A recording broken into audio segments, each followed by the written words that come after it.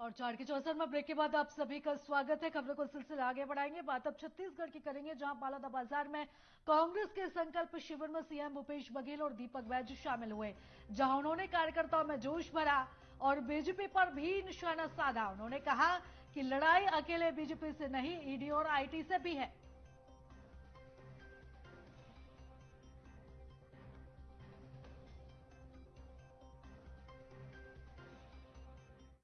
भूपेश बघेल के नो है, ये लड़ाई दीपक बैज और राजेश तिवारी, उद्धव वर्मा, हितेन ठाकुर के नो है।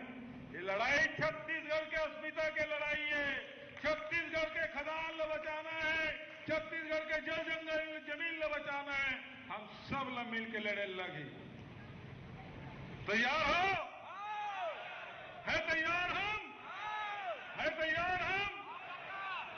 लड़ना है। और इसी का कार्यक्रम में शामिल हुए प्रदेश अध्यक्ष दीपक बैज ने भी बड़ा बयान दिया है। उन्होंने कांग्रेस सरकार को डराने का काम कर रही है केंद्र सरकार, ये उन्होंने कहा है। साथ ही कहा है कि बीजेपी शासित राज्यों में ईडी और आईटी जांच और छापा नहीं मार रही। छत्तीसगढ़ में बुलडोजर चलाने की बात भी उन्होंने की है। और दीपक बैज ने कहा है कि छत्तीसगढ़ में बुलडोजर चलाने की बात करते हैं भाजपा के लोग। यहां बुलडोजर की जरूरत नहीं है, विकास की जरूरत है। और साथ ही दीपक बैज ने यह कहा कि 15 साल तक बीजेपी ने छत्तीसगढ़ के स्वाभिमान पर बुलडोजर चलाया। यहां जो विकास की बात करेगा वही छत्तीसगढ़ पर राज करेगा।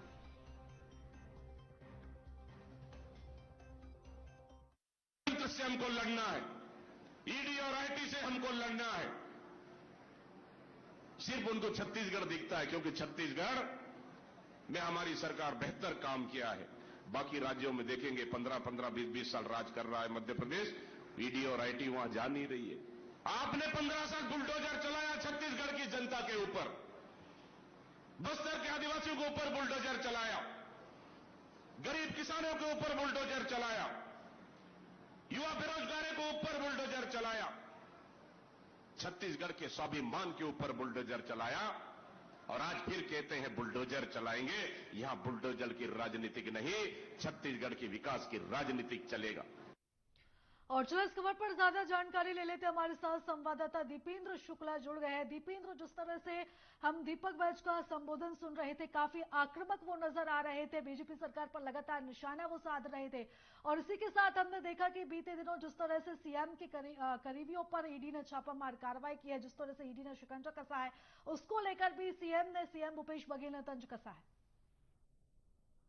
पिछले 4 सालों से जो लगातार केंद्र की सरकारी एजेंसियों का दुरुपयोग कर रही है, ऐसा आरोप लगा करके मुख्यमंत्री और प्रदेश कांग्रेस के अध्यक्ष जो दीपक बैज जी हैं, उनके द्वारा लगातार आंकी जा रही है। पलारी में हो या फिर बलौदा बाजार में, दोनों जगहों बैज और भूपेश बघेल जी के द्वारा भाजपा और केंद्र की सरकार के ऊपर तंज कसा जा रहा है। लगातार उनके द्वारा ईडी और आईटी के छापे को लेकर के तंज गए हैं। यहाँ तक की बात अगर की जाए भाजपा सरकार की, कहना है कि जिन जिन राज्यों में भाजपा की सरकार है वहां पर ज्यादा भ्रष्टाचार है, बावजूद इसके ईडी और आईटी जो हैं उन राज्यों में छापा नहीं मार रही हैं।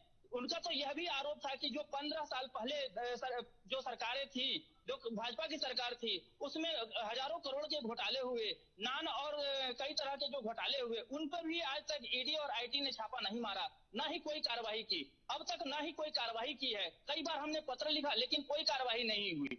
छत्तीसगढ़ की जो भूपेश बघेल सरकार है, उनका दावा है कि वो पिछले 5 सालों में बहुत सारे कार्य किए हैं, लेकिन इसके बाद भी सरकार को डराने के लिए, उनकी जनता को डराने के लिए और उनके कार्यकर्ताओं को डराने के लिए यह केंद्र की सरकार जो है ईडी और आईटी का छापा मार रही है।